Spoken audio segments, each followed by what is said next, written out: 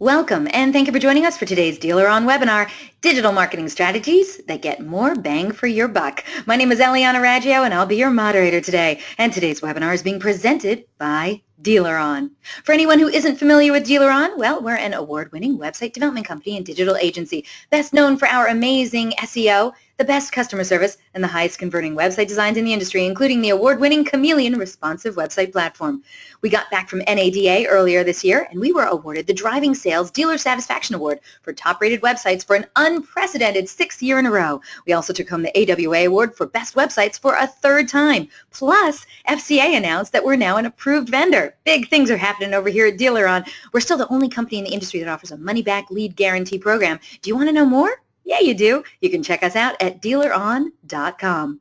Also, DealerOn is going to be exhibiting and presenting at the upcoming Digital Dealer Convention. We have the best booth around, so make sure you stop by booth 305. We're going to have all kinds of prizes and surprises there, and to top it off, we're going to toss in a copy of the new book we wrote on local SEO. And while you're getting your digital dealer on, please check out the speaking sessions from The Beard and the Hair, Greg Gifford and Sean Raines. Remember, it's booth 305. I'm going to be there, and I would love to see you there.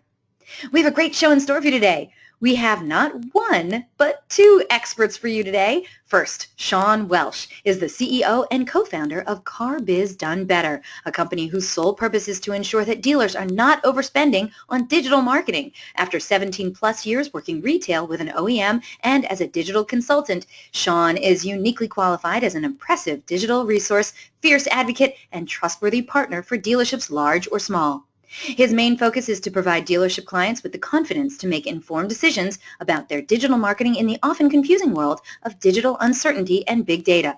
He can be reached at Sean at carbizdonebetter.com. Joining Sean today will be Chad Graves, the co-founder and director of sales for Reunion Marketing, where he leads the company's growth strategy in key verticals, the chief of which is automotive.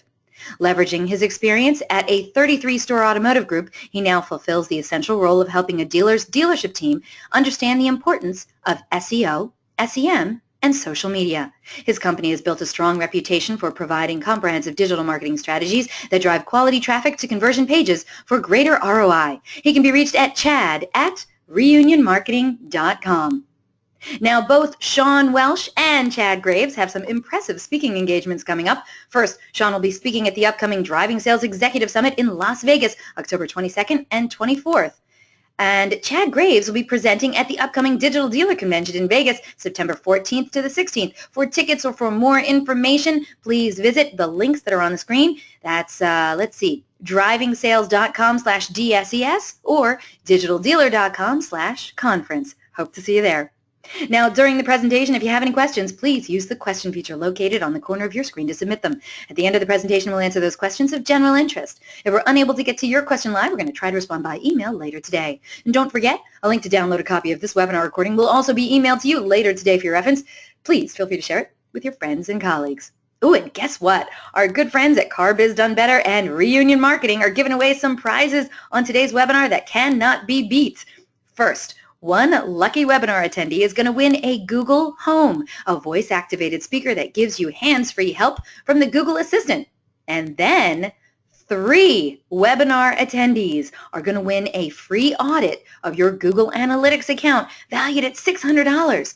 Both Car Biz Done Better and Reunion Marketing are going to inspect your setup, your key metrics, and goals, and then provide any must-have goals and recommendations for you. Wow, this is a tremendous prize for your dealership. You have to be on the live broadcast to score any of these cool prizes, though, so stay tuned, and who knows, you could be one of the people walking away with an awesome prize today. Also, at the conclusion of the webinar, you're going to get a short survey, so fill it out. We're always looking for quality feedback from our audience, and we want your opinion to be heard. And hey, do you tweet much? We hope you do. We'd love to see what you have to say about today's presentation, so please tag us in it. You can use hashtag DealerOnWebby. I'm at Eliana Raggio. You could also hit up Sean Welsh at CBizDoneBetter and Chad Graves at Reunion MKTG. We look forward to seeing what you're saying. All right, everyone, let's get started. Let's learn the digital marketing strategies that are going to get you more bang for your buck. Sean, let's say hi to you first. How are you, Sean? I'm wonderful, Liana. Thank you so much for having us. We are so excited at the opportunity, and what an introduction you gave us. Great job. Thank you so much, sir. So glad to have you here. It's your very first DealerOn webinar, so I'm very excited. I always love having new people on. And Chad Graves, also your first DealerOn webinar as well, right, sir? It is. Thank you so much for having me as well this morning. We're very excited to be speaking with you guys and talking about some of these digital marketing strategies. I love it. Okay, so I know you guys are going to complement each other with the things that you're going to talk about today. And I know you have a lot to get to. So let's get right to it. Why don't you tell the audience the kinds of things they're going to be learning about today? Sean?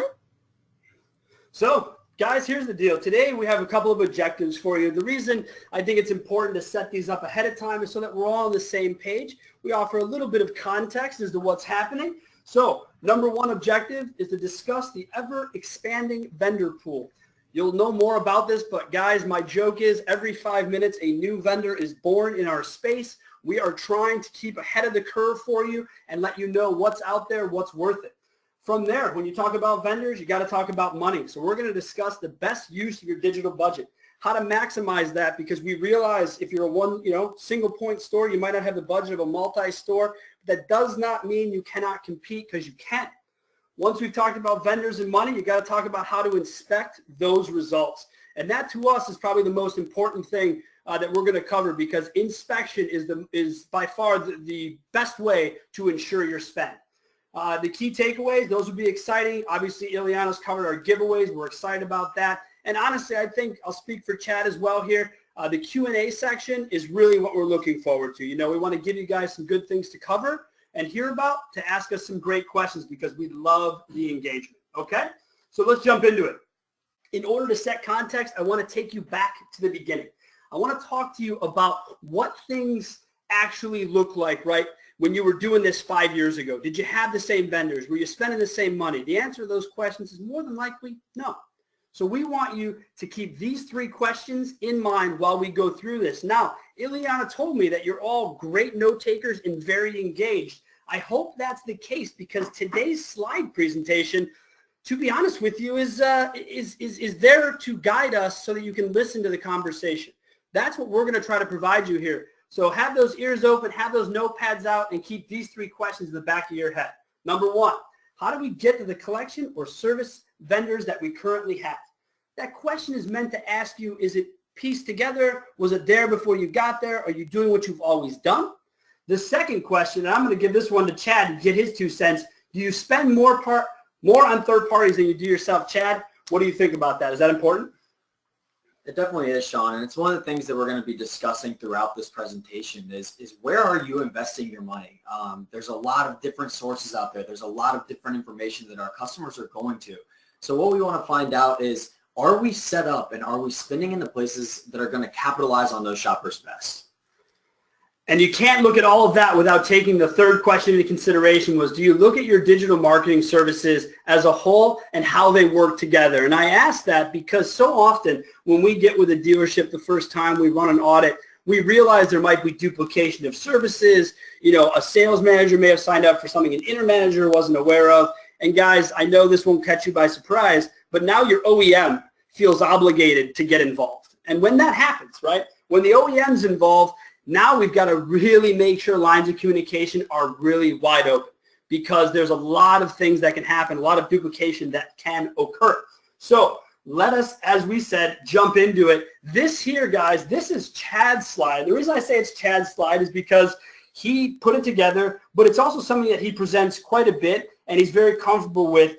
Personally, I'm not a big fan of national statistics. Chad knows that about me, but for sake of conversation, and we've got people from all over the country, I see it valuable. So Chad, tell us what you see on the digital marketing spend here.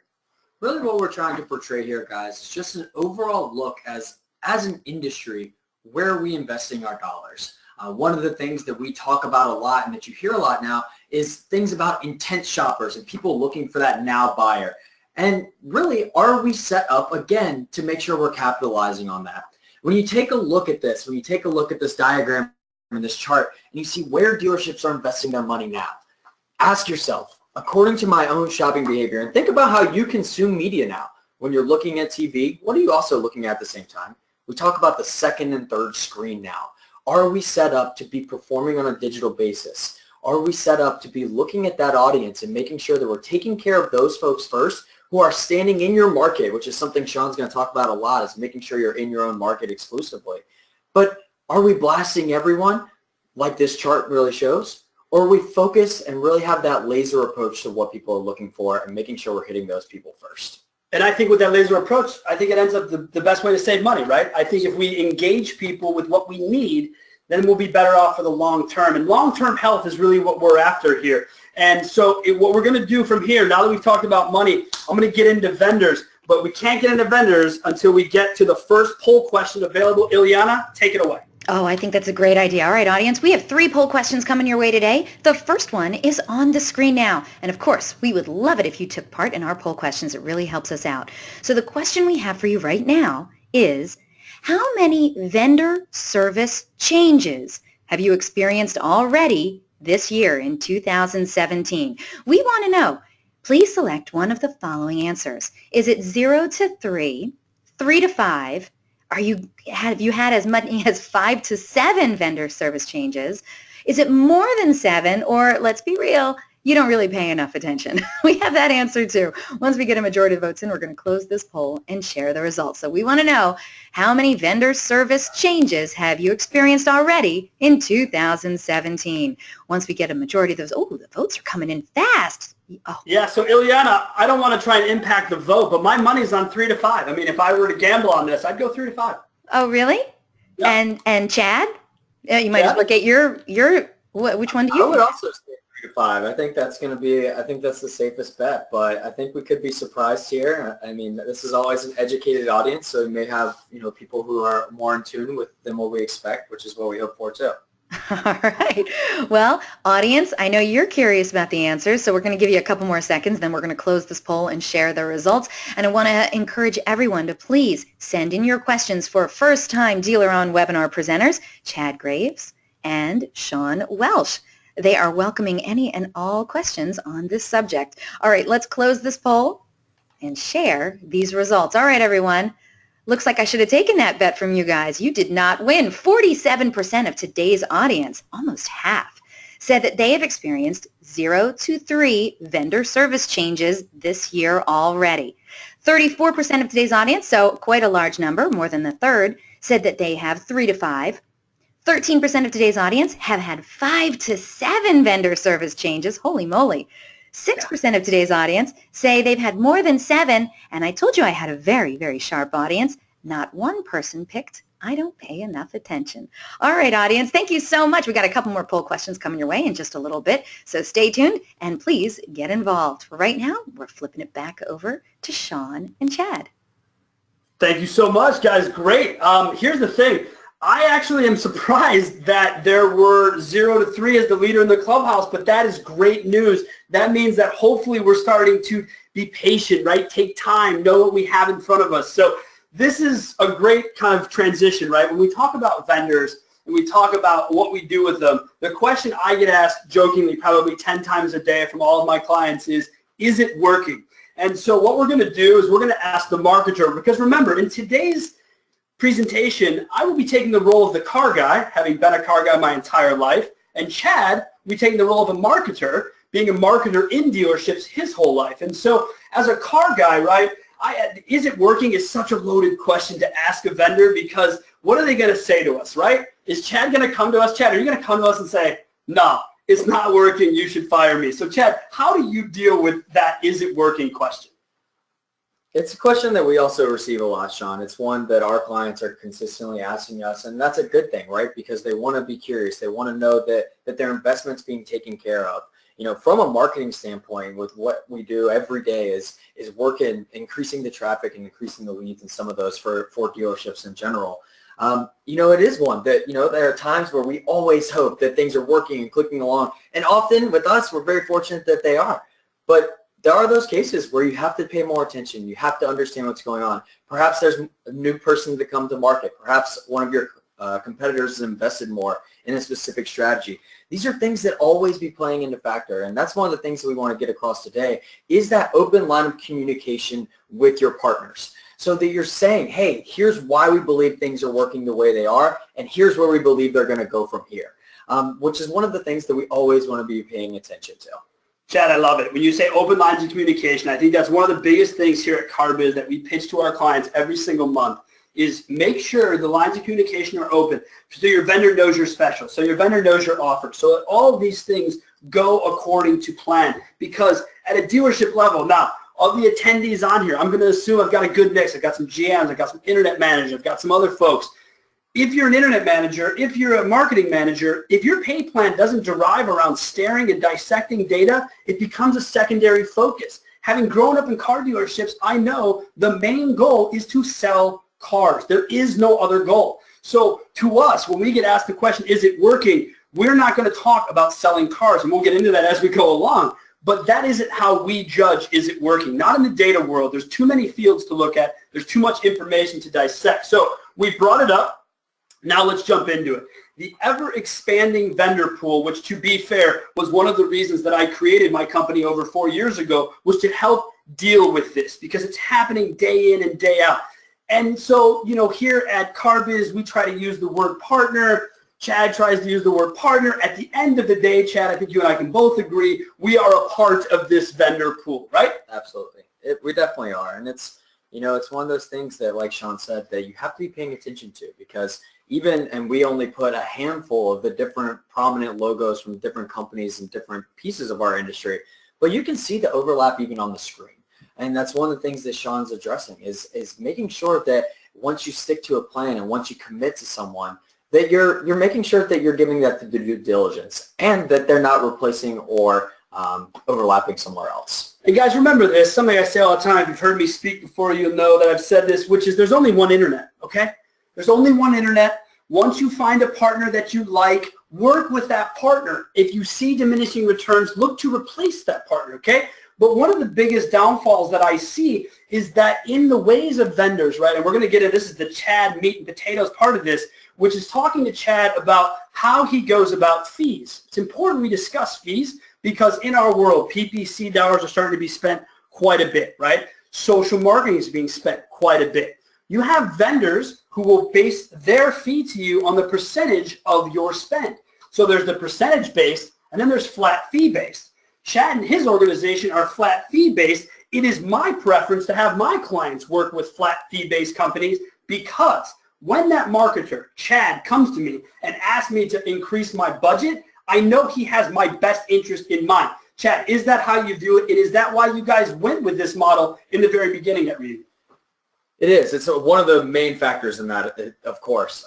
We think it's extremely important that it's a philosophy that should be adopted across our industry is that the flat fee basis gives you lots of different things to play with. One, like Sean said, you know that someone's coming to you and they're saying it out of true objectivity, right? If I believe that the budget should be increased or decreased, then I'm saying that out of your best interest as a dealership, right? As a true partner for you. The second part there is also because let's be honest, guys. We know that we're going to sell more cars in months like August and December than we are in January, February. Sean's up here in Wisconsin. That's a very different market than Raleigh, North Carolina, where Reunion Marketing is headquartered. So it's one of those things that depending on your market, depending on the time of year, your budget should fluctuate. But that does not mean that the overall work of your vendor partners should fluctuate as well. Great take on it. And that's one of the things we talk about all the time is talking about smoothing the budget, talking about looking over a 12-month process, committing to the money that you can afford, right? And I'm jumping ahead because that's what I do, and we'll get into more of this. But when we look at vendors, I want to make sure that there's no duplication of services at the very, very basic level. Because someone told you they do your PPC, and then your next vendor says he does your SEM, remember, and I know we have a smart crowd here, so this may not apply to you, but remember, it's the same service. All you're doing is cannibalizing yourself. If you own multiple stores, you got to have your paid search dialed in, especially if those stores are close to each other, okay? That's the part of it that we want you to take into consideration. And you can't talk about vendors with this is Chad's favorite part. You're gonna get really excited here because Chad loves buzzwords. Okay, he loves them. He does. CarBiz, maybe not so much. Maybe we're not fans of it because we try to keep things basic. But this cat, he wrote this slide. This is him. Chad, tell all the folks. This is what you say every day. And again, let me qualify this. This is not a negative. I don't mean this in a bad way. I just mean that when buzzwords happen, excitement is generated. My wife will tell me all the time, you're a salesman, you're the easiest one to get sold. And she's right. I get sucked into buzzwords. I don't care what I'm getting sold, TVs, houses. I'm like, oh my gosh, so exciting. Chad, tell us, man, how do you use these buzzwords, and what of these buzzwords are important, and one of them can kind of be maybe left to the side? There's so many words that get thrown around, and with the ever-changing digital landscape in general, there's always something new. And that's really what we wanted to portray here, is that every single one of these words is important. And a lot of these on the screen are positive, right? Content marketing is one of the core things that Reunion does, and several companies out there. Analytics, obviously extremely important. Optimize. But what our point here is that you have to be able to sift through these things, right? Someone like myself, and Sean really hit the nail on the head, that in my presentation when I'm talking to dealers each day and each week and each month, we capitalize and we talk about a lot of these things. Why? Because they're important, right? But you have to be able to focus on the ones that are going to be long-term important for your dealership, right? Look at the things that are making a difference for you. What are the things that you're concerned with and that you're up against with your competitors in your marketplace? And focus on that. There's a lot of hype out there. There's a lot of changing things, and there's a lot of people who will kind of put these buzzwords at the focus to take your attention from what may be important. What we want to focus on is what is going to be valuable for your store in your market to look on. Excellent, man. And I think we can both agree.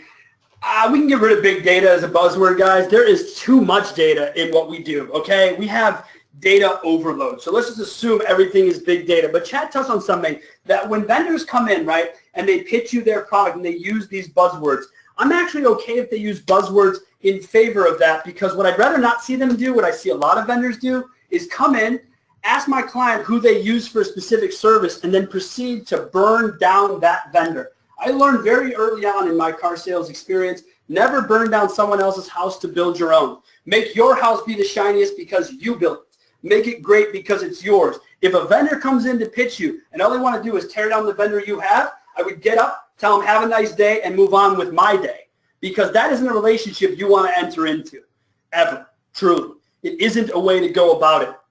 And so we've looked at buzzwords. We've talked about vendors. Well, the biggest reason that a vendor gets fired, let's just be clear, right, Chad? The biggest reason a vendor gets fired is because of goals and expectations. People did not set them at the beginning. And even if they did, they didn't know how to measure it, right? And this becomes a bit of an issue, especially for me, because all vendors are not measured the same, okay? Display marketing, I look at it differently in Google Analytics than I do SEM, right? I look at social different. Chad, how much has social changed in the last 12 months? Probably more than any other digital strategy out there. It's one of those that's become really important as a kind of a core piece, and that not just a core piece because of how most people or almost all people are on social now. I remember starting in the dealership world, several years ago, and there were no targeted ads. There was no Polk data integration, things that can be really used effectively in a dealership's marketing plan now. And see, we've seen that in our world because we look at so much data. We have some partnerships with Dadium and IHS, et cetera, like these guys with Polk and Oracle. And when you're able to see that data, and we use a term called the shopping rate within Dadium, and I've watched shopping rate go from less than 2% on social traffic to upwards in some markets of 30 to 35%. This is intriguing because the cost is going up on Google paid search. I got news for you guys. Get on the social train now, because that cost is going up. It's happening. This is no longer pennies on the dollar CPCs. They're getting heavy. We're getting expensive, right? So we have to have our goals. We have to have our expectations. It's imperative. On top of that, you have to have a measuring stick, okay? I think we can all agree in our industry, the measuring stick is that of Google Analytics. If I could put one qualifier in there, remember this. Google Analytics was not designed for us. We bent this to our will. This was built for e-commerce. It has nothing to do with our world in its original inception back in 2005. Now, have they come along with us? Yeah, they should, for God's sakes. We spend so much money as an industry on Google that they should do pretty much whatever we ask, right? That's how I feel some days. So, Chad, when you look at measuring, how do you guys report out? What do you guys do? Do you have your back-end portal? Is it all about your data, or are you using what's available to both you and the dealer? What we really believe in and believe is a great philosophy is that, one, you should own your data and that you should have access to it at all times. That's an industry standard that a lot of people are pushing for now. You see that out in the blogs, you see that in the discussion forums and things like that, which is fantastic because as a dealership that's investing in digital marketing, you should be able to go in and look at your investment at any given time, right? But the reason why we believe in analytics is because of how transparent and even across all platforms it is. There's a lot of different people out there, kind of like we just looked at the expanding vendor pool. But the thing is, when analytics is set up properly, and whenever you have your goals set up, which is something that's really important because you need to be measuring more than just email forms and mobile phone calls. So there's a thing called goals that you can set up in analytics. We recommend several of them that really predict what that shopping behavior is doing on your site. And when it's set up properly, you can judge apples to apples, especially if you have multiple different stores or multiple different locations. You can see exactly how traffic's performing coming from different sources to your different websites.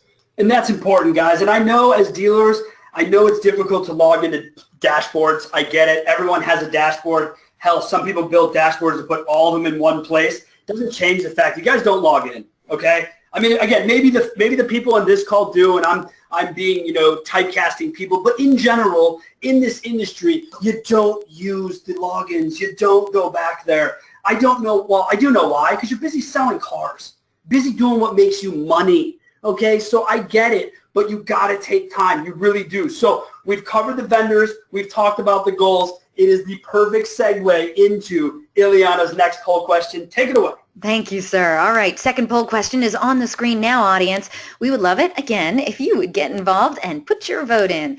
We want you to be honest. How well do you feel your current digital marketing strategies are working for you? Please select one of the following answers. We're doing great. We're just trying to pick up a nugget or two.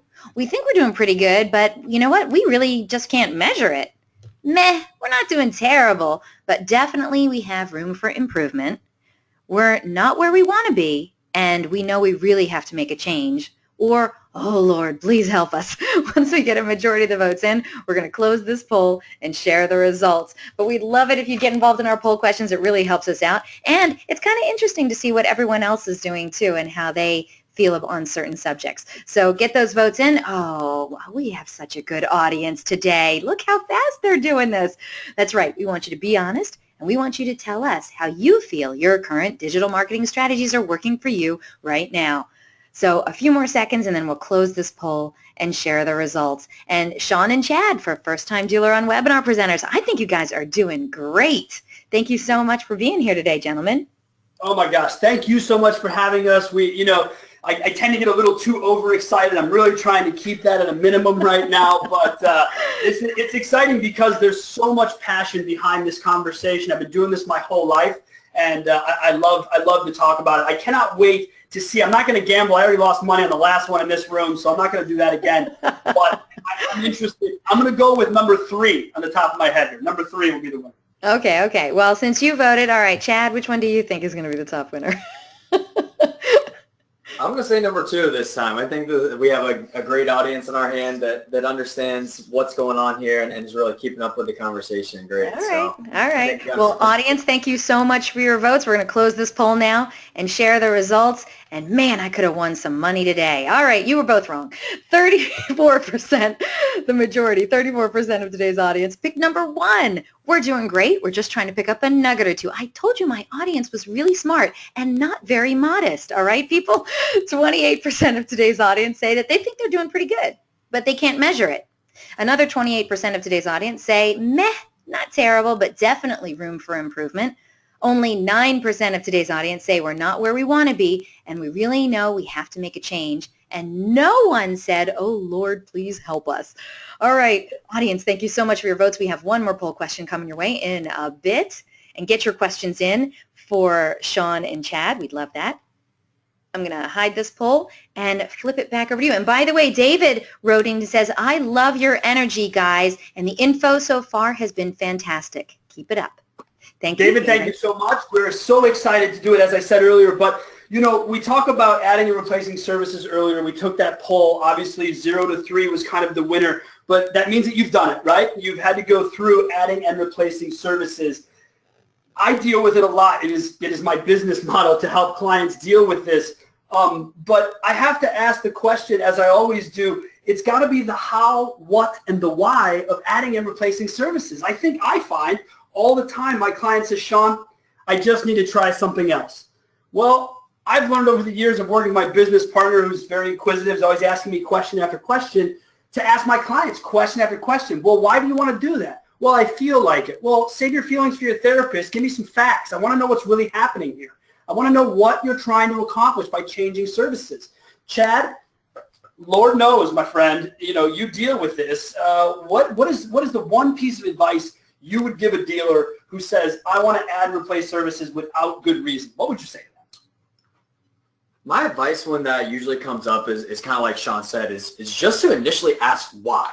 Are you feeling the pressure from a manufacturer? Are you feeling the pressure because a competitor's really turned up the dial and they're really kind of getting into your market share? And then from there, seeing, are there other avenues that we can actually reach that person, right? Hey, we have a lot of focus. I was in a Toyota store yesterday, and 2018 Camry comes out, and you know, so it's targeted at that market, right? So his whole thing was talking about, hey, we need to find people who are looking for this car now. And so we need to make sure exactly, you know, what is going to be the best way to find that and make sure we go from there. You guys heard it. You heard another buzzword. He dropped it on you again. The now buyer. He loves you guys. He really does. He is a huge fan of the now buyer. He just hit a home run here in the office. He's like, man, I got it in. I'm so excited. He loves it. Whatever. I'm fine with it. I can see the data to support his position, so I'm okay with it. But when we talk adding and replacing services, the main reason this happens is because the majority of dealers, clearly not on this call, so I'm not talking about you guys, but the majority of dealers don't have patience. They don't. And so what they do is 30 days, 60 days. If it's not working, we're firing it. We're getting rid of it. Well, I have to ask you something. Next time you do that, right, next time you cancel a service within 60 days, do me a favor. Walk outside with whatever you paid that vendor for 2 months and throw it in the air, because that is what you have just done. You have literally wasted money. Digital might be trackable. That doesn't mean it happens overnight. It needs time to progress. Chad, am I wrong on this? I mean, you need time to generate your whole approach, right? I mean, how is it that you guys deal with let it run? Do you preach the same patience that we preach? We definitely do. Patience is one of those things, guys, and we know it's tough. We know that it's tough in a 30-day industry where you're trying to hit numbers every single month that change and fluctuate, and we totally understand that. We understand that as well as anyone. But exactly, and the best frame of mind I can always say is, look, you know, you have to be prepared for the marathon and the sprint, right? Because some of this stuff is going to take time. When we take on new clients, some of the first couple of weeks is honestly getting logins, cleaning up mess from previous partnerships and things like that, and really learning how the two parties are going to start to communicate together and how that's going to be effective and who's going to be responsible for different information. So by the time you get through that, you have to be really putting that effort in to build the strategies. But like Sean said, it's not overnight, guys. And I wish it was as much as anybody, because we'd be hitting home runs all day. But it takes time. It takes time to learn a market. It takes time to learn a brand. And your store is different than the guy next door. And we have to be in tune with all of that before you can expect results immediately. Be patient, guys. Be patient. And I know this is going to come off as kind of a funny term to use with car dealers. Be reasonable in your expectation of your vendor relationship. If you're expecting to sell cars from every vendor, you have set yourself and your vendor up to fail. I suggest moving on from that. And again, getting a bit ahead. We will jump into it. Now, you can't talk vendors and letting it run without talking about yet another loaded question that I get all the time, which is, am I spending the right amount of money? For who, for what, becomes my questions. More importantly, I ask you, what can you afford to spend? You guys ask it every day to customers. Every single day you guys are in here trying to figure out a customer's budget. I'm trying to do the same. You don't have endless pots of money. I have dealers in Southern Illinois that sell 50 cars, right, in a town of what they call cow people. That's their words, not mine. And when this happens, we know he doesn't have the budget of a Metro Chicago. We know he can't come to the table with all that, but we know we can help him. We know he can dominate his area on a budget he can afford. I save people money every single day of my life. It's my goal. I love doing it. Chad has been one of the partners. By the way, guys, the only reason Chad's on this call is because CarBiz has vetted him out over the last 2.5 years. It's why I welcomed him here. Otherwise, I would have done this whole thing by myself because I run a company that deals with vendors. I don't have many dealers that I vetted to this level or vendors that I trust to this level. Chad's here because he can bring that to the table. So when we talk about spending the right amount of money, Chad, the one question I have for you is how often should or do you see dealers adjusting that budget, right? The PPC dollar fluctuation. How often does it have it, and how do you recommend dealing with that? We often see that it's in the two extremes, which I would actually recommend kind of against more often than not. And what I mean by the two extremes is you want to set a budget in January and say, I'm spending X, Y, Z amount of dollars on paid search for the next 10 months, 12 months, 6 months even. That's not necessarily the way to look at it. On the other extreme is we have folks, and some of you, I don't think any of them are on this call, but that want to change every single week and every single month. And what happens with both of those is that you don't develop a rhythm and you don't react to what's happening in the market. There's a lot, like Sean said, there's so many great data tools out there now, and there's so many great indicators of when are people looking, what are they looking for. You can plan your budget around that, right? And not just that, we know, for example, that you're going to have certain OEM programs that make selling cars easier at certain times of the year. Well, then capitalize on that. Make sure to be the dominant person right at that time. And that's really what it's all about there, is making sure of that. Absolutely, man. You got it right on the head there. Guys, realistically, if you don't have a message to scream from the rooftops, then don't spend a ton of money just saying you have a sale. I got to be honest with you. In my old life of being an actual consultant of process and looking through dealers, how they send emails, do you know the majority of you send a customer an email that says you're having a sale? I got a news for you. They already know that. You've been having a sale since the Model T. I mean, it's ridiculous. Find something new to say. It's crazy to me that we continue to recycle and recycle and recycle. And this is why your budgets get this way. It's because you think there's a magic bullet. Spoiler alert, there's not. There is not. If there were, I would have already found it, written a book, and retired somewhere nice. Not Wisconsin where it's cold. I'm telling you guys, you have to be able to look at this objectively. And when you're in the stores, you can't do that. You can't. You get too tied into, today I need to move the sale. So that's what we're looking at. We're always talking about money. And, you know, you'd think we've done this before, but that takes us right into poll question number 3. Ileana, take it away. Thank you very much. Yes, audience, the last poll question is on the screen now. And we're still looking for your questions for the Q&A session, which is coming up in just a little bit. But for right now, let's get involved in this poll question. Do you currently spend more on third-party services than you spend on your own website marketing? We want you to be honest, obviously, so please select one of the following answers. Yes, and it's working great for us. Yes, but we aren't seeing the results we'd like. No, management would never go for that. No, but maybe we should. Or, you know what, I really have no idea how much we currently spend on third-party services versus our own website marketing. Once we get a majority of the votes in, we're going to close this poll and share the results. The votes are coming in a little slower this time. Maybe they're yelling over their shoulders and trying to get a feel for how much they're actually spending on that kind of stuff. But get those votes in, always important.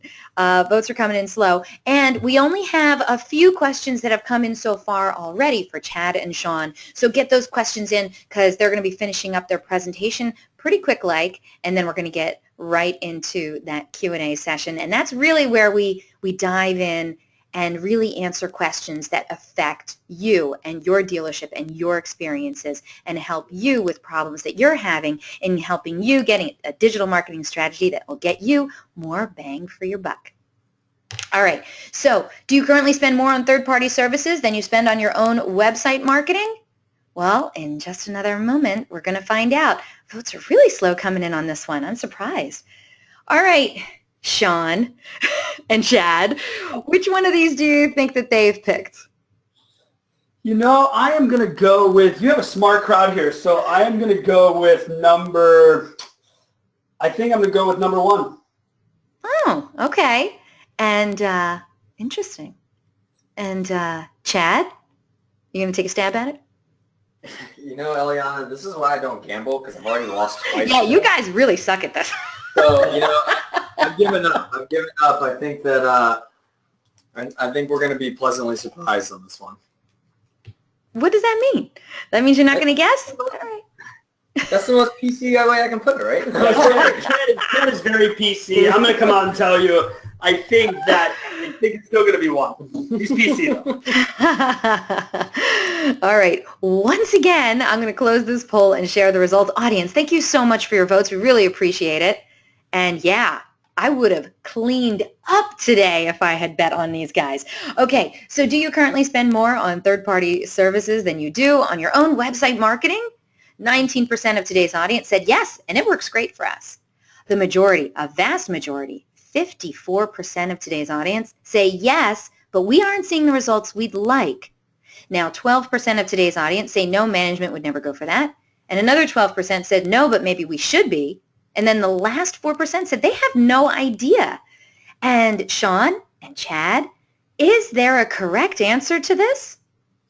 No, there's not. I think it's different by market. I think products produce differently in certain areas. And I think it also has to do with what you're comfortable with, what your management teams engage. If you've got a used car manager that's a vAuto user and crazy about his used car pricing and looks at everything and loves to be on autotradercars.com, etc., then I think it's okay. So, yeah, I don't think there is a right answer. I think it's really store specific, and that's why we wanted to ask the question. Well, here's what I want to know. If you had your own dealership, how would you spend your third-party services versus your own website marketing? Would you be more or would you be less? Yeah, conservatively, I'd probably be 70% on my own website and 30% on paid third-party providers. Wow. Yep. Okay. All right, audience, you heard that. All right, I'm going to hide this and flip it back over to you. Where do we go from here? From here, we get into dealer spend. This is courtesy of my friends at DealerOn. I was just down at an event in Chicago. Google was speaking. I just want to show this really quick. Not going to spend a bunch of time. My point is we are still mismatched with our consumer engagement. So you see time spent on TV versus the amount of money we spend on TV. The digital one obviously is the one that stands out. And so just keep this sort of perspective when dealing with the conversation of budgets. Take a look at where consumers actually are versus where you spend money, right? Here at CarBiz, we call this the digital diet, making sure that you're investing in yourself first, being well balanced, and then having bits and pieces to fill that in. So third-party aggregators, maybe even third-party lead providers, which I know is a naughty word anymore, and no one wants to pay per lead, and that's fine. You still pay per lead in Google Analytics. It just looks different and might be less money, but we still pay per lead, and I get some people don't want to. And so when you look at this, right, 24 average touch points for Google, 19 are digital, anywhere from video, display, looking at all of this. Here's my question to Chad. Chad, what is the best way to set yourself up for success with the digital diet in mind? Like, how do you go about saying we should put so much into SEO, so much into here? How do you do it? What we believe in is definitely investing in yourself first and making sure that you're capitalizing on the people who are looking for you, right? Who are those folks? And really, what's going to be the most cost-effective way to go after them? Like Sean said, people are going to 19 different touch points. There's a lot of different ways you can look at it. Do you want to be all in on one, or do you want to spread yourself to where you have considerable presence on several, giving yourself more opportunities? It's a dealership by dealership preference, kind of like Sean said. What we typically believe in is always investing in yourself first, and then because that's the people who are on your site, they're looking for you and your cars where your competitors are not. He said it right there, guys. Write that one down. Invest in yourself first, and then bring the rest in later as the budget allows. You can't go through all of talking about this stuff until we get to the end part, right, of the inspect what you expect.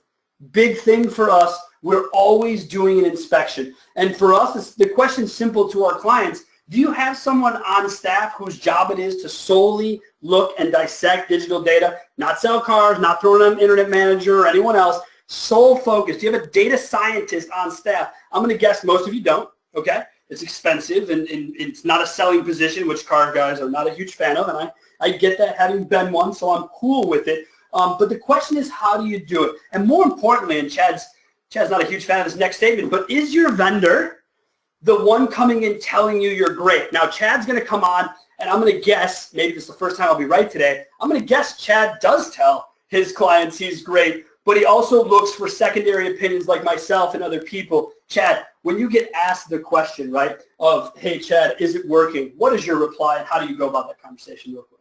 What we typically like to do is look at the actual data. We believe in looking at, multiple different data points from your own website, from Google Analytics, all these different items, of course, being GA, being that final decision, right? But at the end of the day, you have to take everything in consideration of, yes, this is working well. Yes, this is working well. Hey, here's where we are with this particular piece, and this is where we need to grow. There's always opportunity to grow, guys, and sometimes budget is the answer. Sometimes it's not. And it's about evaluating that with your partner that makes the difference. And I think what ends up happening, honestly, in regards to all of that is when we start talking about the inspection, I think we get stuck looking at useless metrics. I think the conversation of useless metrics needs to be louder. I think we need to do more about it. So I'm going to give you a couple of the ones I think are extremely useless. Number one, impressions. Now, I don't mean impression share. Take it easy, Chad. I know you're looking at me sideways. I don't mean that. What I mean by impression is anyone who comes and sells you 1 million impressions for $100,000 at $10 cost per 1,000. I got a question for all the dealers in the room. How many of you actually care how many people drive past your store in a given day?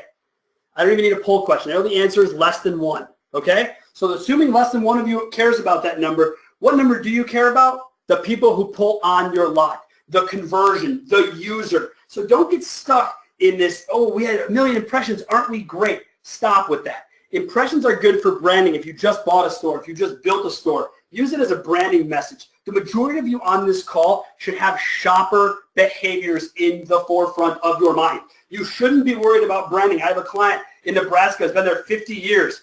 When I first met him, he was spending all this money on branding. I finally shook him and said, you've been here for 50 years. They know you're here. It's not going to change much. Come on, man. Get away from that. We've changed it. We've saved him a ton of money. He's getting more opportunities he's ever had in his life because it isn't about what you spend. It's about how you spend. The next one, ROI, return on investment. What does that mean, guys? Is this back to selling cars again? Because I don't really want to hear it, honestly. ROI, did I get my money back? Did I do this? If you were spending what you can afford, it wouldn't matter to you if you got it back because you knew you had to spend it. Any of you who think you can go dark, I challenge you to do it. I've had one client do it. It lasted 40 days. 40 days is all it took for him to say, I'm out of my mind and putting all my money back into digital. So think about it, right? The third one, and this one gets a little hot for me, is sales attribution. It's similar to ROI, but I am tired of vendors and people asking me to tie all of their digital marketing to the sale of a car. There is only one set of people in the world responsible for selling cars. They are you at the dealership. You are the only ones responsible for selling a car. So move on from selling a car, okay? And the last one, bounce rate. Guys, bounce rate is indicative of so many different things. You need to look at what you were spending money on. If you drove traffic to the VDP and it bounced, it's okay. It's okay. Remember, bounce rate continually changes its definition. In 2005, it was one thing. Now it's another. In 6 months from now, it will be another. Don't worry about bounce rate. Make it a reason to inspect further, not make a real hardcore decision, okay? So once you abandon useless metrics, I'm going to ask you to do me one favor. From now on, measure yourself against yourself. I open this up by telling you I don't care for national statistics because I don't. I don't see any value to it. We live in a world where we have to be our store at our location. I don't even really care what my competitor on the other side of town is doing. We probably have a different setup. We definitely have different ownership. We may have different goals in mind. All of those things play together. What are your goals and what is your budget, right? That's how I view it. Chad, would you agree that measuring yourself, I know you love your national statistics. I know you do, but I know it's part of your presentation. What is it? Do you agree? Do you think they should always measure against themselves in a year-over-year type basis?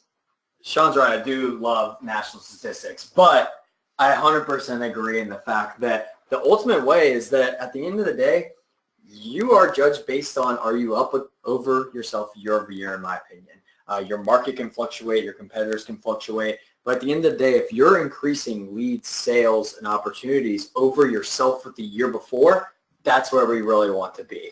I think that that's going to be most indicative of whether you're being successful on a year-over-year growing pace. And guys, remember when he says that, what goals is he referring to? He's referring to the goals you set. Your marketers should never set your goals. I, as an independent third-party source, should never set your goals. You should know what they are. Now, are there general ones? Sure. That we should all use? Absolutely. But in most cases, I need you to be more specific. So this is the end of kind of the presentation side. We're going to take you into a really quick case study. We're going to fire through it. Obviously, guys, we're showing you a case study because, well, it was successful, and we're all really good at what we do. So this case study is really intriguing because it includes myself at CarBiz, the folks at Reunion, and the wonderful people at DealerOn.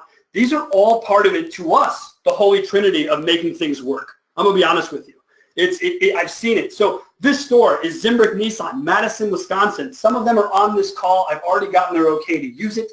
I did that yesterday. It was pretty smart of me. Initially, without a comprehensive digital marketing oversight, they were overspending on digital services, not just digital marketing, but digital services like AI for their follow-up, things of this nature that, frankly, people don't want to see. You're wasting money. No one cares. Some of the culprits that led to these issues, double dipping, as we've discussed along the way, overspending on AutoTrader and Cars.com. And one of the things I think Chad can speak to is the indirect overspending or waste by not utilizing your paid services. Chad, do you have clients that really don't communicate with you monthly on their specials but wonder why their results are down? Does that happen to you? Unfortunately so. It's one of the things that we do try to curb, but whenever you have a great lease payment but you don't communicate it with your partners, there's absolutely no way we can help you advertise that, especially when you have a surplus inventory, or vice versa. If I get a manufacturer incentive on a car that you only have 2 in stock of, it's tough for me to know where we're standing and what your dealership is looking towards and what your goals are without that communication. Guys, I really thought he'd give you a more PC answer than that because he's a very middle of the road. Right to it. Right to it on that one. You did. You really did. Thank you for that. Thank you for the honesty. I appreciate it. Guys, stop paying for services you don't use. If you're not going to give someone a special, stop doing it. It's that simple for me.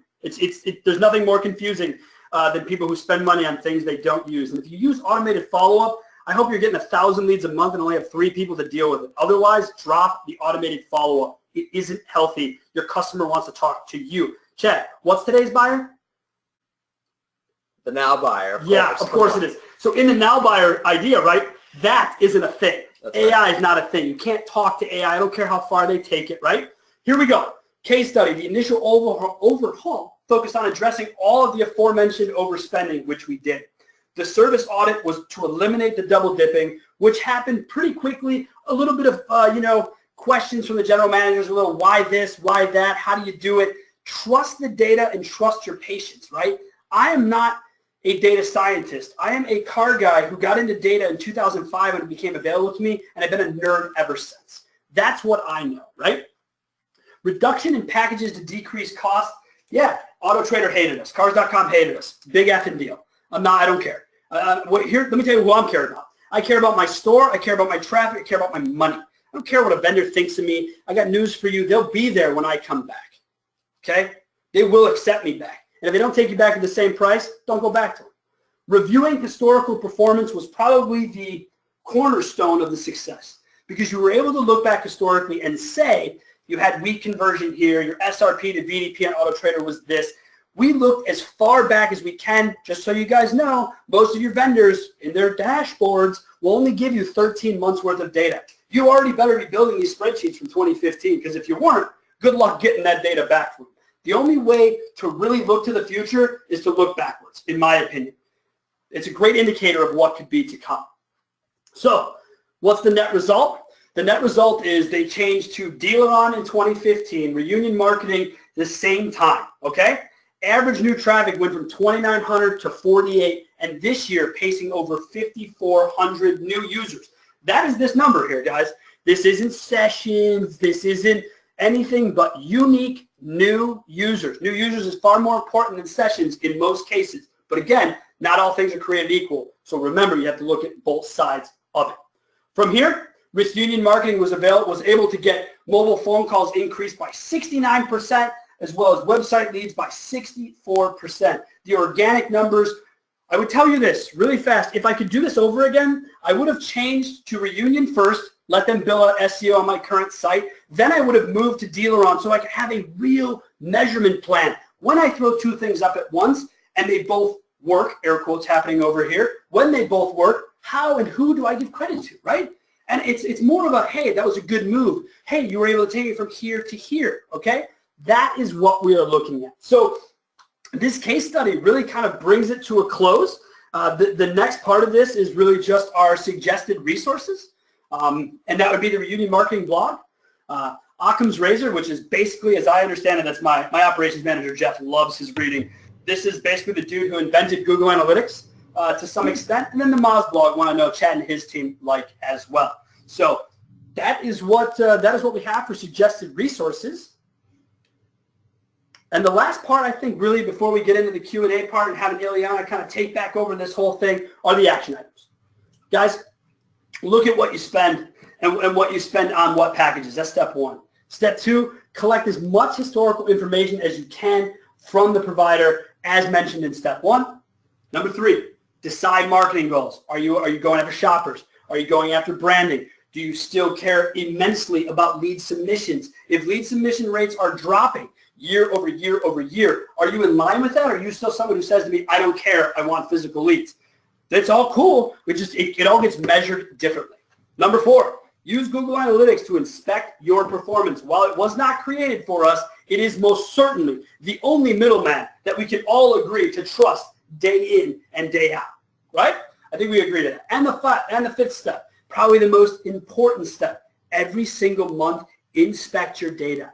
Inspect your goals. Get involved and know it. And if you can't, call someone like me. I can help you. But more importantly, take the time to look at it. Data's not going anywhere. It truly isn't. It's already there. Just go look at it. Make the time, guys. I know you're busy selling cars. Take an hour every month, plot it out on the calendar, and go look at the data. Ileana, that's going to do it.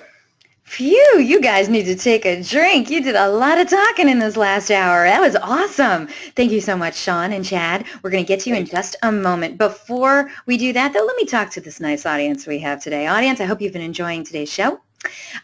Before we get to your questions, I'm going to ask you, did you get your questions in yet? I hope so. Get those questions in, all right? We're going to be getting to the Q&A in just a short moment. Before we do, though, I want to direct your attention over to the handout section of the GoToWebinar interface. In that handout section, you are going to find Sean and Chad's slide deck from today. So if you like what you saw and you want to download it for yourself, that is how you do it. It is available there until the very end of this broadcast. So please make sure you go to the GoToWebinar interface. Look for the word handouts. It's probably pretty low on the interface. And there's a little triangle next to it. Click on that triangle. It'll open up. And in there, you'll see that one handout in there for Sean and Chad's slide deck. Like I said, download it now so you have it before the end of this broadcast concludes. All right?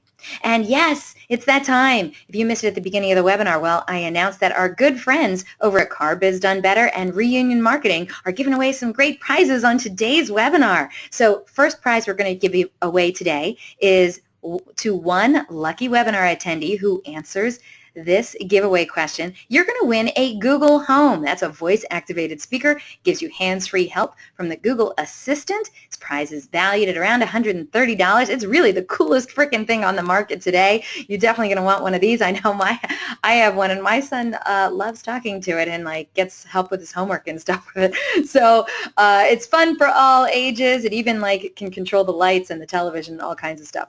So first person to write in the correct response to this giveaway question is going to be winning this cool prize. So everyone get to your keyboards. Good luck. And of course, I do have to mention, if you are a vendor, we always love having you on the DealerOn webinars. You're always welcome here. But I just want you to know to actually, if you would kindly sit this one out, this prize is intended for dealership personnel only. We would very much appreciate that. So thank you very much for that. All right, everyone else, here we go. And good luck. I'm letting you know right now, this is a two-part question. You must have two answers in your answer or it will not be considered. All right, two-part question. Here we go. Good luck. According to Google, how many average touch points are there in the journey from search to test drive, and how many of them are digital? Oh my, let's see. Oh my goodness, everyone got that right. That's correct. We are looking for 24 average touch points, in the journey from search to test drive, and 19 of them are digital. First person to answer the correct, to give me the correct answer was Tamara Swats. Not a stranger to winning on my show. Tamara, you definitely have fast fingers, my friend. Swats. I got it. Tamara, congratulations. You are really going to enjoy this Google Home. Now, by the way, this is going to be sent over to you from our good friends over at CarBiz Done Better and Reunion Marketing. Don't forget, Tamara, I need to know what dealership you're from and also your mailing address, my friend. So please send that in. Now, audience, don't you worry. Guess what? We got 3 more prizes to give away. Oh, yes. Let me tell you about this prize. This is amazing. Now, I just want you to know this is from both of the people that we have on today. So it's from both CarBiz Done Better and Reunion Marketing.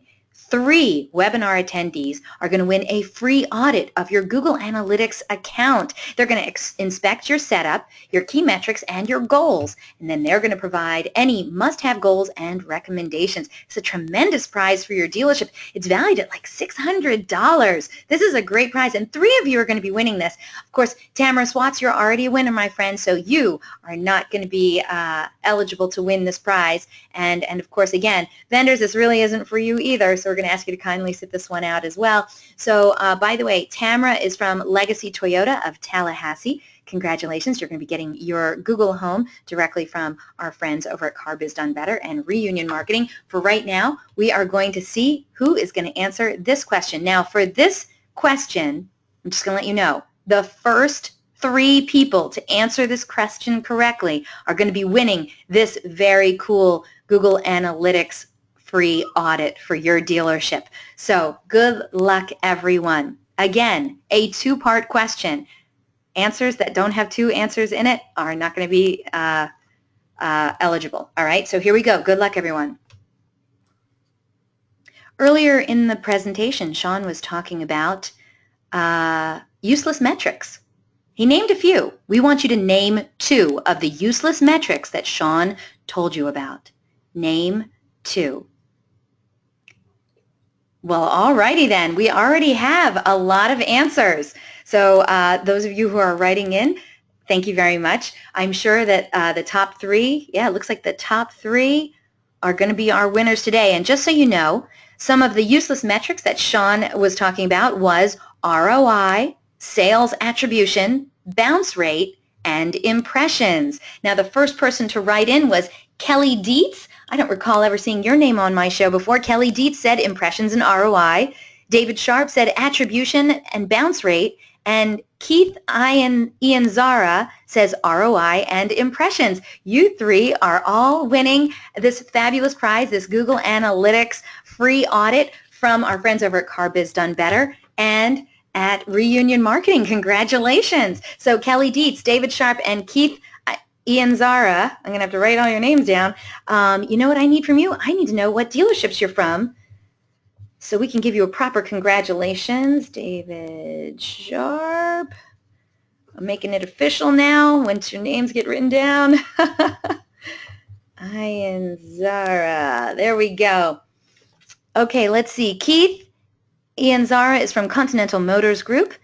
David Sharp is from Elliott Auto Group.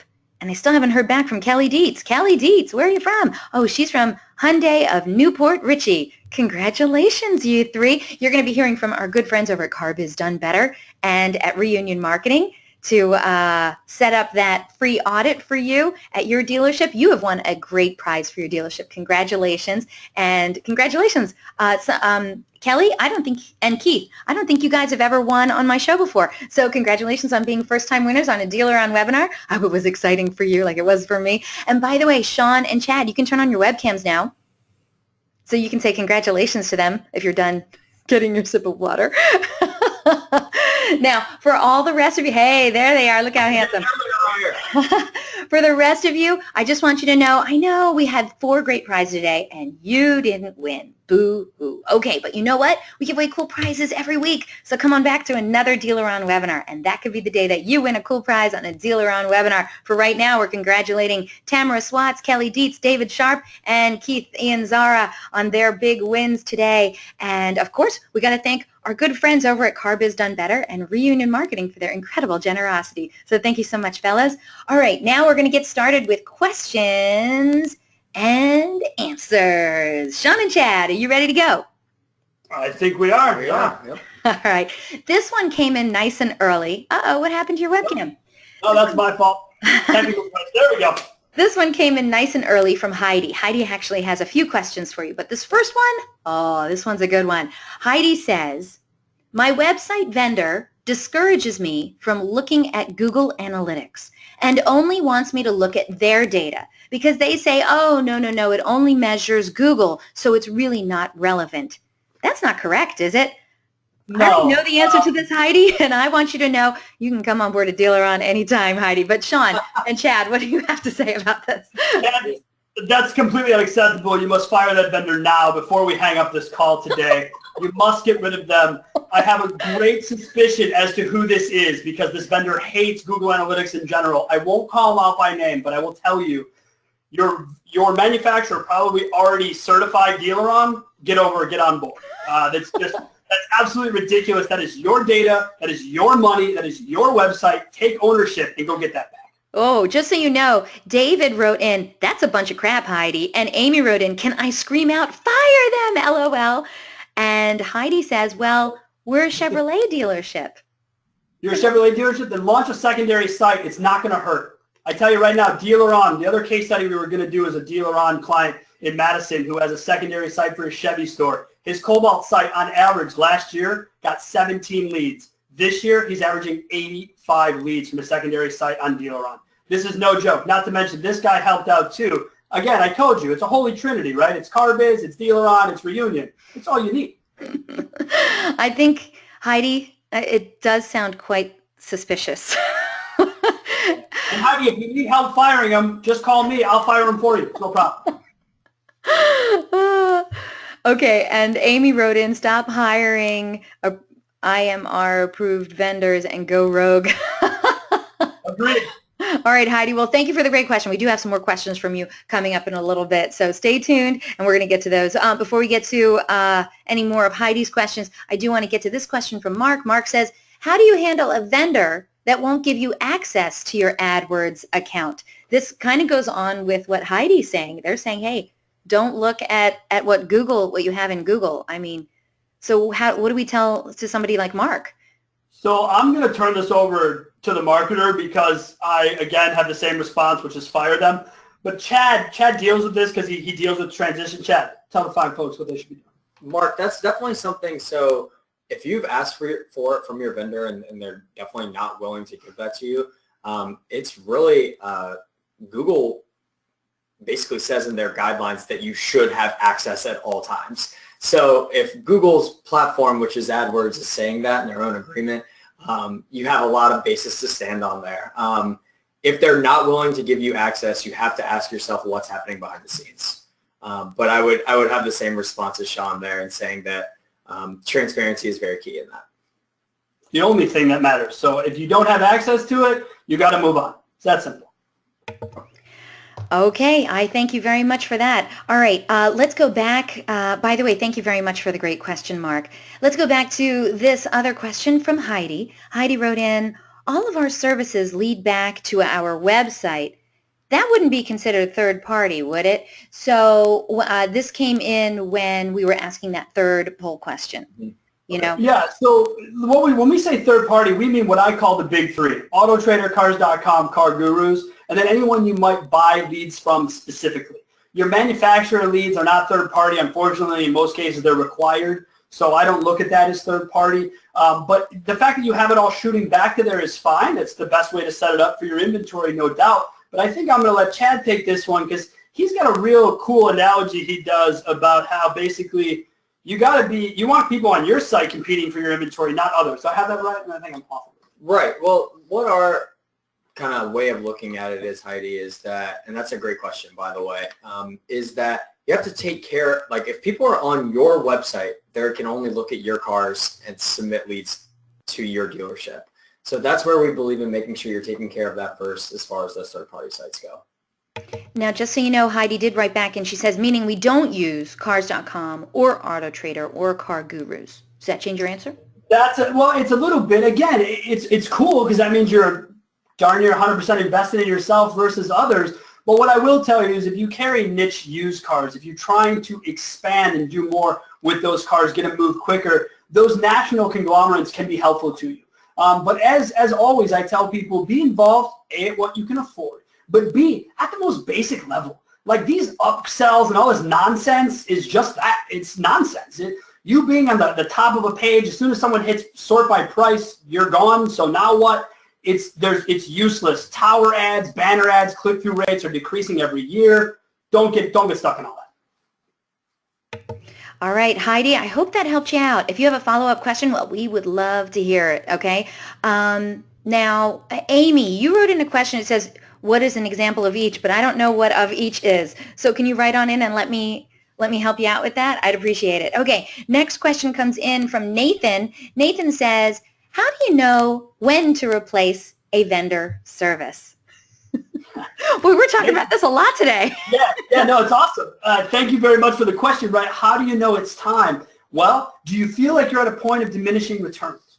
Do you feel like you've been spending the same amount of money for 12, 24, 36 months and nothing has changed? What I mean by nothing has changed is you haven't seen more floor traffic. You haven't seen an increase to your users on the website. You haven't seen lead submissions change, phone calls adjust. If those are happening, if you're tracking everything and you know the details, the second you hit diminishing returns, it's time to go shopping. Now, just shop. Don't commit out the gate. Know what service you want to replace. Chad, if I'm going to replace Chad's SEM, right, I'm going to go look at SEM providers. So to me, there's no perfect way to know it, but it has to be more based in data and less in feeling. Chad, what do you think? Yeah, I 100% agree. If you're at a point, and I would say also not just diminishing returns, but if you feel like the communication of the support's not there. If you don't feel that they're looking out for your best interest anymore, or that you're on the back burner, then maybe it is time, like Sean said, to go shopping and be looking for the things that we talked about today. Take the slide deck and make sure you get those questions answered and things like that, and that the people that you're shopping and vetting are going to be able to provide that for you. Okay. All right. Great answers, guys. We're rocking and rolling. We only have a handful of questions left, so let's get to them right now. Keith Ianzara says, did mobile calls increase on SEM or total traffic? This came in on that last slide about the case study, I believe. Yeah. So do you have those answers? Yeah. When we talk about that, we talk about overall. Okay. Yeah. And unfortunately, that particular vendor, God, I hope he's not on here. He changes every 45 days. He's I love him to death, but he changes vendors all the time. Chad's been his vendor one time, then this guy, now Chad again, right? So it's not that easy. So that's why I kept it very basic, and it's more to speak to the fact that mobile phone calls, Chad's point, right, the now buyer, the mobile phone calls have shot up, and that's a reality of numbers across our network, probably Chad's network. So, yeah, that wasn't specific to SEM. We have the data. We track the data. It's just this discussion was on a broader scale. Okay. Keith did have a follow-up. He says, didn't click to call help those stats on SEO? Yeah, absolutely. It definitely would. I mean, that's going to help, but increases are still increases is what I would say there. And we have it. Luckily, it's one of the clients, again, that we share in common. So we have the reporting going back years and years and years, so you can see the true increases overall. And to be fair, those actually weren't set up previous to 2014, so like 2015 data isn't great, it's not perfect, but we were just trying to prove a little bit of a point there in that when you make changes, you should see increases in certain things that are important to you. All right. And Keith, by the way, is one of our winners, so he's going to be talking to you in a little bit about that audit. So, Keith? And Keith, we're excited to do that, man, and we're going to look, if you're doing paid search, if you got all your goals set up, you're going to see all that happen. And we actually presented a real cool way. We presented to you as an HD video, ready for you whenever you have time to review it, send it out to managers, etc. So you guys are really going to love that giveaway. It's a lot of fun. We're glad we give it to you. All right, I love it. Okay, let's get to, we just got in. Keith says, sounds good, thanks. All right, well, I hope you enjoy it, Keith. All right, still a few more questions just came in. So Heidi has another question. She says, as far as automated responses, GM requires leads to be responded to within a certain amount of time. What do you suggest doing during off hours? hire a clock stopping company. There used to be one out of Texas that would do it for a lot of the dealers. $399 a month, respond to your leads, stop the clock. Your manufacturer's stupid anyways for having that be a thing still. It's ridiculous. If customer submits a lead at 2 in the morning, it's because he hopes you're not by your phone. He hopes you don't call him. That's why he did that. It's the same reason when they used to come on the lot on Sundays here in the Midwest when we're closed. Guys, I mean, likewise, I don't think that they're expecting an answer at 2 o'clock in the morning. You know what I mean? Exactly, Mariana. But the manufacturer, in their infinite wisdom, doesn't know it, doesn't see it. Not only are they not consumers, but they're not car people. So it's difficult for them to see both sides. All right, Heidi, I hope that helps you out. Okay, next question comes in from Aaron. Aaron says, should I use AutoTrader, Cars.com, or Car Gurus? All right, Aaron, here we go. Back to the qualifier, right? Oh, we lost your webcam, by the way, gentlemen. Just so you know. We see ours and not yours. Yeah. That's weird. All right, well, keep going. Aaron wants to know, should I use AutoTrader, Cars.com, or Car Gurus? There you are. Here we are. Yeah, I don't know what happened. We both dropped off the screen. So, Aaron, per the kind of flow here today, what region are you in? Just really fast. You in the Midwest? You in the West? Or are you in the East? East. East? Okay, so in the East, what I see is AutoTrader performing better on an SRP VDP conversion than I do Cars.com. Now, depending on what kind of inventory you carry, Car Gurus is really great for $15,000 and under. So if you're a budget store, there's no better value, there's no better number of leads than Car Gurus. The last qualifier I'll give, and I'll turn it over to Chad, is are you someone who has to have a physical lead to say the vendor was any good to you? Because if that's the case, then Car Gurus is your only choice because they're in the lead business where the other two will outright tell you they're not. Cars.com's, they're shifting now that they're a public company, honestly. They're getting back in the lead business. AutoTrader and that whatever Cox is, they're not in that business. So that is, it's got to be really what you're after. Chad, do you agree?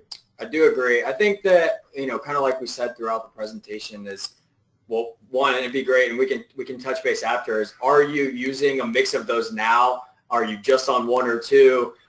Seeing what's effective, and we can kind of take a look into those things. But typically what we see from a reunion standpoint is a much lower cost per lead and more traffic coming to Car Gurus. And then it kind of goes on from there. So we do believe in that product.